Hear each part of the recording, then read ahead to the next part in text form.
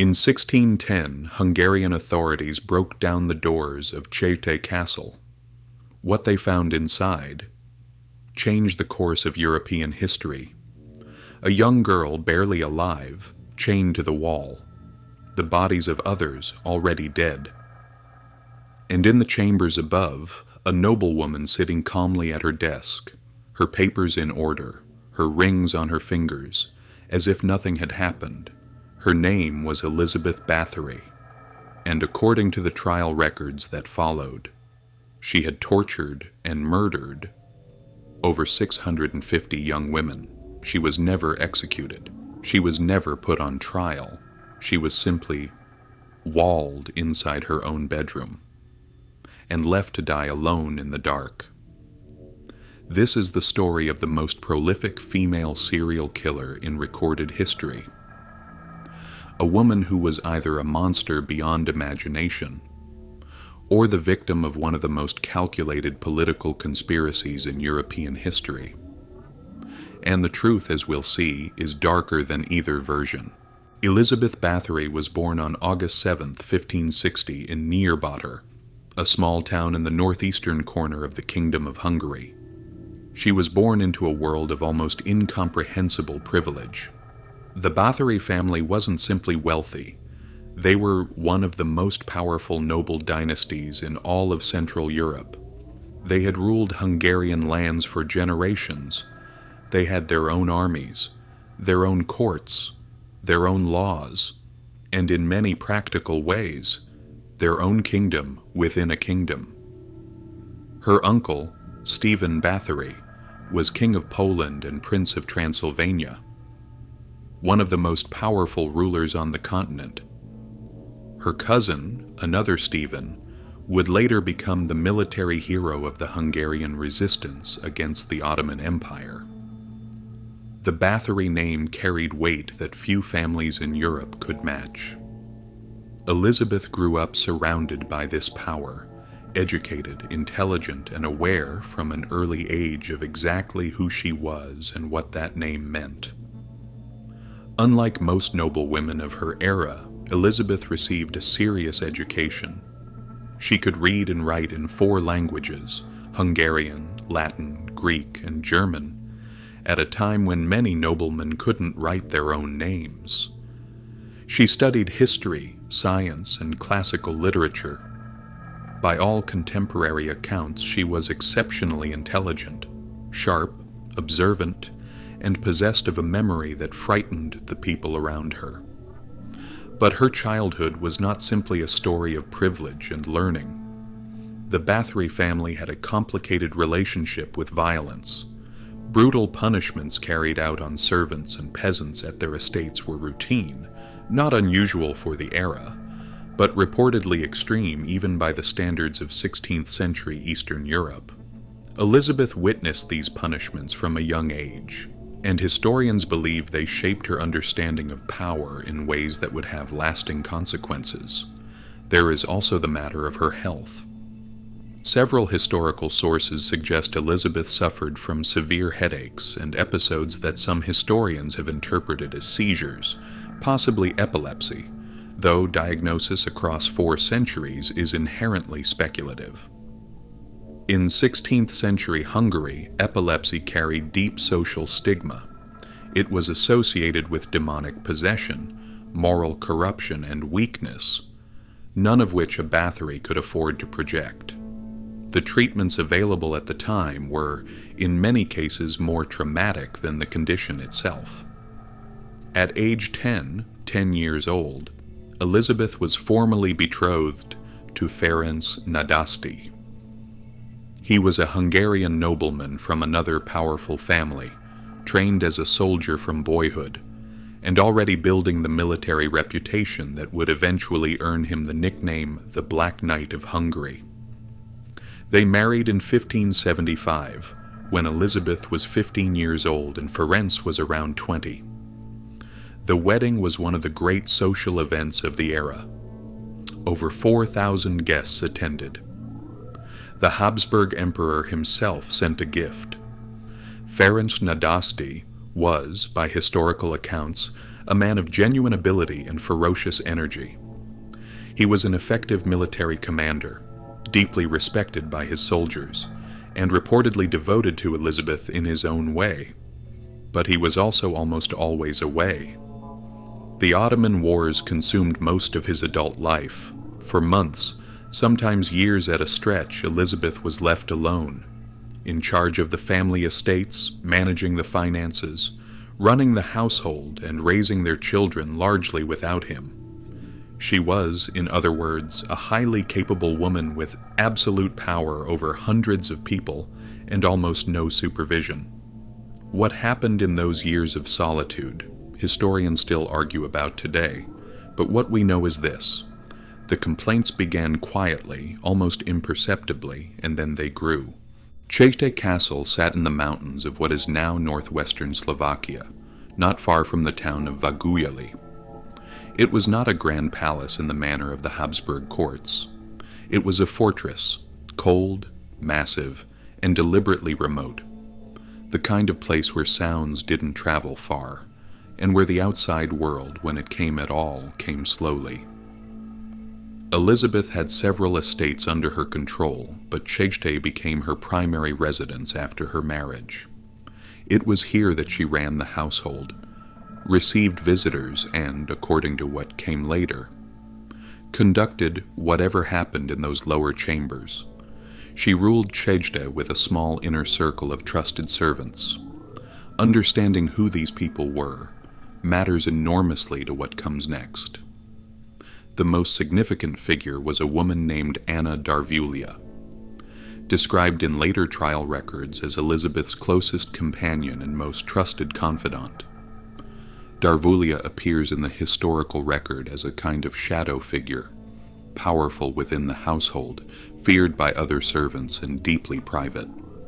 She died sometime around 1609, before the investigation began, a fact that saved her from the executioner, but also deprived history of her testimony. After Darvulia's death, another woman rose to prominence in Elizabeth's inner circle, Erdzi Majorova, a widow from a nearby village. Majorova would later be identified by investigators as one of the key instigators of the most extreme alleged crimes, and specifically, she was accused of convincing Elizabeth to extend her violence beyond peasant girls to the daughters of minor nobility. That extension, historians believe, was the mistake that made the investigation impossible to ignore. The first documented complaints came from local Lutheran pastors in the early 1600s. Too many girls were dying. Girls sent from poor farming families to serve at the castle, families who had little choice but to comply when a Báthory asked for their daughters, were coming back in coffins, or not coming back at all. The official explanations, illness, accident, sudden death, were wearing thin. Ferenc Nadasdy died in January 1604, leaving Elizabeth a widow at 43 years old.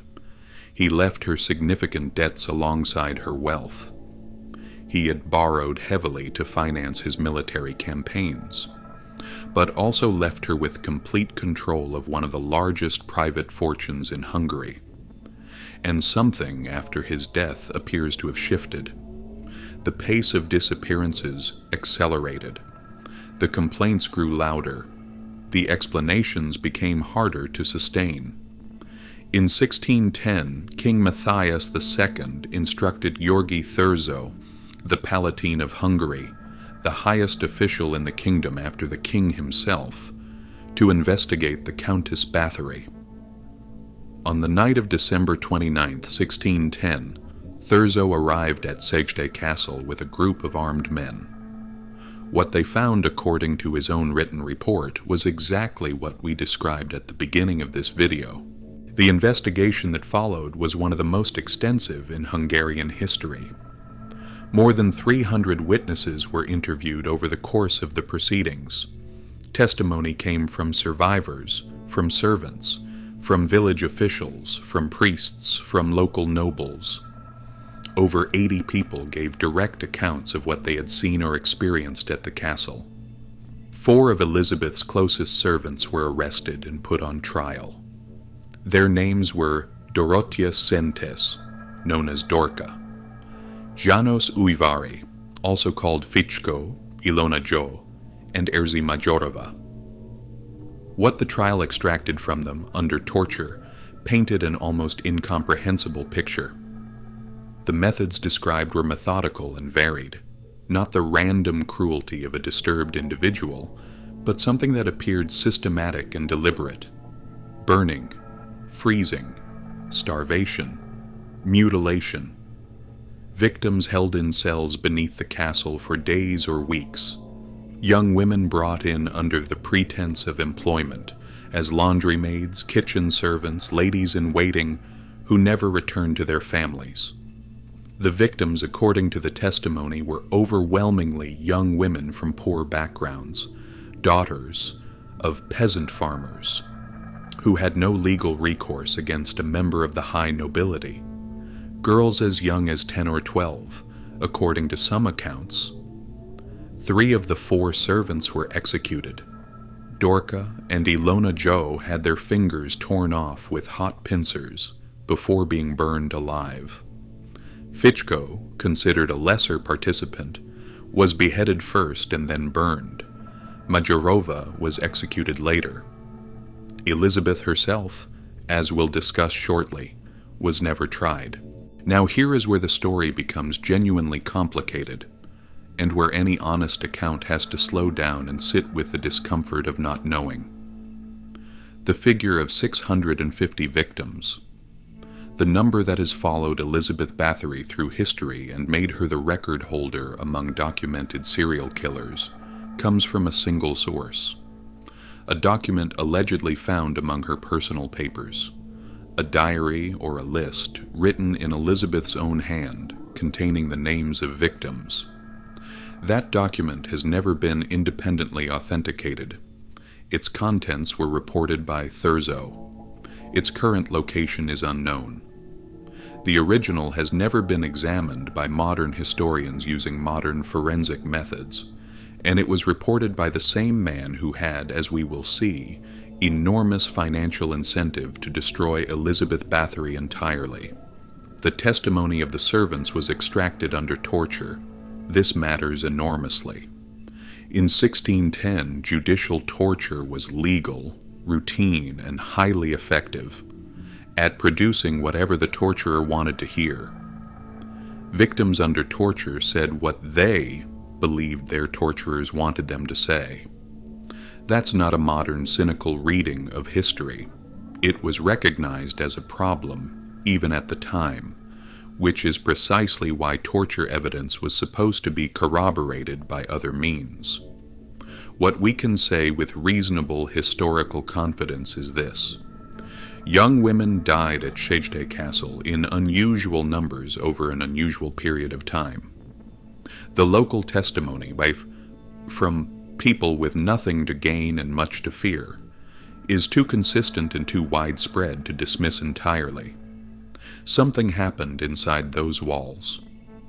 What we cannot say with the same confidence is the exact number, the exact methods, or the degree to which Elizabeth herself directed what occurred versus the degree to which her servants acted with more autonomy than the official record admits. The truth is that the historical record was constructed by men with a powerful interest in the darkest possible version of this story. Here is the most important and most overlooked fact about the Elizabeth Báthory case. She was never tried. Her servants were tried. Her servants were tortured and executed. But Elizabeth Báthory, Countess Nadasti, one of the most powerful noblewomen in the Habsburg Empire, was declared guilty of crimes she was never formally charged with, in a proceeding she never attended, by men who never presented evidence against her in open court. King Matthias II, according to the historical record, wanted her publicly executed. He believed execution was appropriate, necessary even, given the scale of the accusations. Count Thurzo refused. The official reason given was that a public trial and execution would bring shame and dishonor upon the noble families of Hungary, and specifically upon the Báthory name, which was still one of the most significant dynastic names in the region. But historians have spent centuries examining the unofficial reasons, and what they find when they look carefully at the financial records of the period is striking. Elizabeth Báthory was, among other things, a creditor, a major creditor. She had loaned substantial sums of money to the Hungarian crown and to György Thurzo himself over the years, money borrowed to finance military campaigns and political operations. When the investigation concluded and Elizabeth was imprisoned without trial, something interesting happened to those debts. They disappeared. Her vast estates were redistributed. The financial obligations that the crown and its leading official owed to the Countess Báthory were, in the wake of her imprisonment, quietly erased. A formal trial would have required opening her financial records in a legal proceeding. It would have required confronting, in public and on the record, exactly what the crown and its officials owed her. It would have given Elizabeth, who was, remember, highly intelligent and legally literate, the opportunity to speak and to defend herself. Thurzo's solution avoided all of that entirely. Elizabeth was sentenced to perpetual imprisonment, a phrase that in practice meant being sealed into a series of rooms in Csejte Castle. Small openings were left in the walls, one for air, one through which food could be passed. She would not leave. She would not be released. She would simply remain there until she died. She continued to write letters from her imprisonment. She filed legal appeals. She demanded repeatedly the formal trial she had been denied. She maintained her innocence in every document that survives. None of it worked. Elizabeth Báthory spent approximately 3.5 years sealed inside those rooms. In August of 1614, a guard looked through the food slot and found her body on the floor. She was 54 years old. No autopsy was conducted. No formal cause of death was recorded.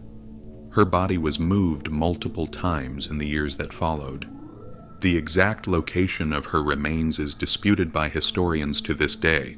In the centuries since her death, Elizabeth Báthory has become something that transcends history. She has become a myth.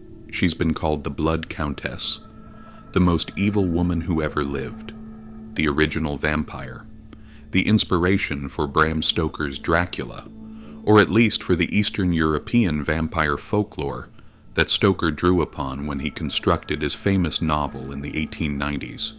She has inspired dozens of films, novels, operas, graphic novels, and heavy metal albums.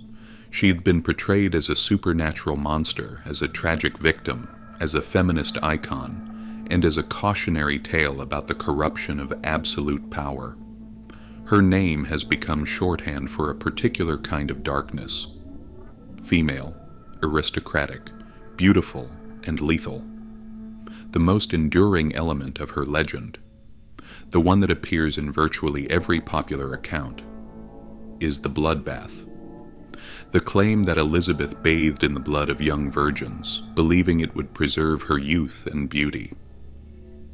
Historians today are almost unanimous on this point.